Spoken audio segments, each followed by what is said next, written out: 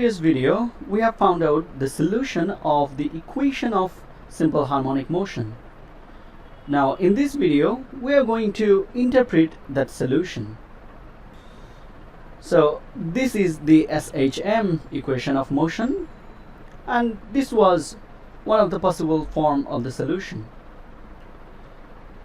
We can write the equation of motion in terms of K and M by substituting the expression of omega squared. Then this equation of motion takes the form mx double dot equal minus kx. In order to interpret these terms in the solution, let us plot x as a function of t. So let's take x in the vertical axis and t in the horizontal axis. So if we plot this general solution, it would look something like this. Now let's try to interpret all the terms here. So the constant a here, if you look a little closely, you'll see that it is the maximum displacement. That means it is this thing or even this thing. Okay, it is because, as you can see, that we have sine here, and sine can take values from -1 to +1, so its maximum value is +1. So the maximum displacement x is equal to a. Okay, so this is the constant a, the maximum displacement, and we give it a name, the amplitude of this simple harmonic motion. So a here is the amplitude. Okay, so now let us try to find out the constant b. What does b mean for simple harmonic motion?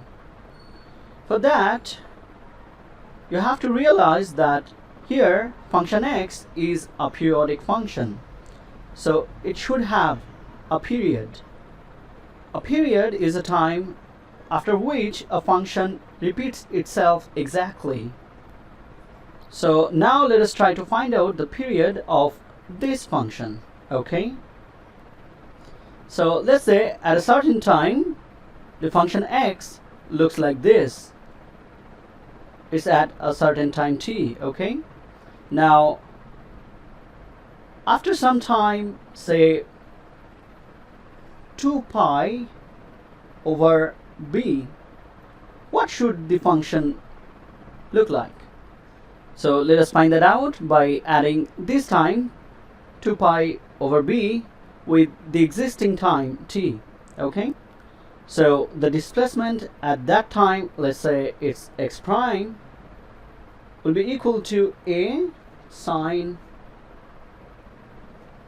b times the time t plus this extra amount of time 2 pi over b plus the constant c. Let's simplify this quantity. A times sine of bt plus this b and b cancels out, so we have 2 pi plus c. Now as you know, sine 2 pi plus something is sine something, so we can write this as a sine bt plus c, which is exactly equal to x. So here you can see that after this amount of time, the function looks exactly like this. Now you can check that this is the minimum amount of time after which this happens, and if you apply integer multiple of this time, you should get the same function as well, rather the same value of x, right? Okay, so this means that we can associate this number twice pi over b as the period of this simple harmonic motion.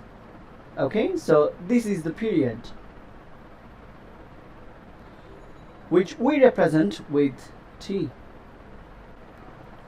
Now you know that frequency f is defined as 1 over t, so it should be b over twice pi.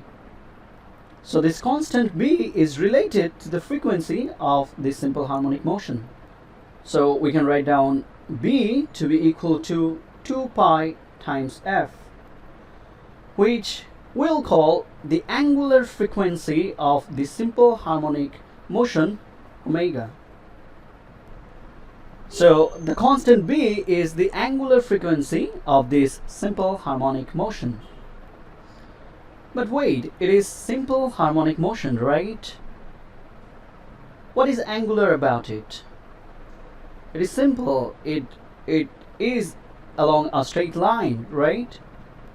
You saw those examples of simple harmonic motion, right? Actually, we approximated it for a small displacement where it can be considered linear. Okay? So where does this angular frequency come from? Well, we'll come to that later. Okay, so now let's move on to the constant c. What does it mean?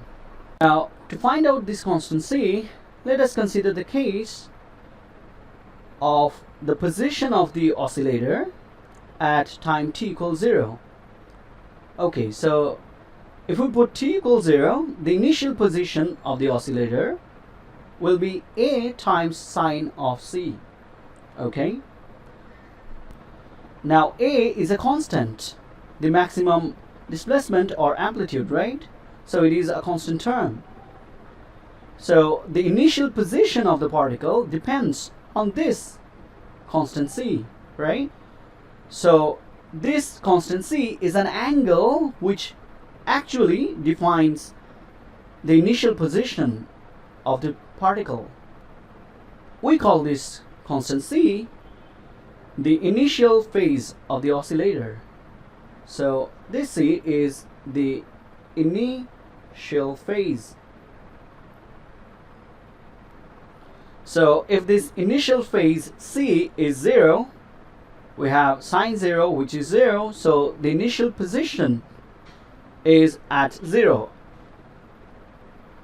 Okay, so this is how c defines the initial position. It also has a name when we call it phase lag. So this is the interpretation of all these terms a, b, and c in case of a simple harmonic motion. But remember, for a simple harmonic motion, this a and c can be different, but b is fixed by the property of the system.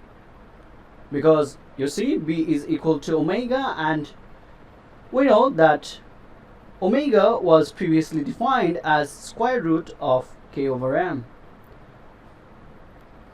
where k and m are both the properties of the oscillator.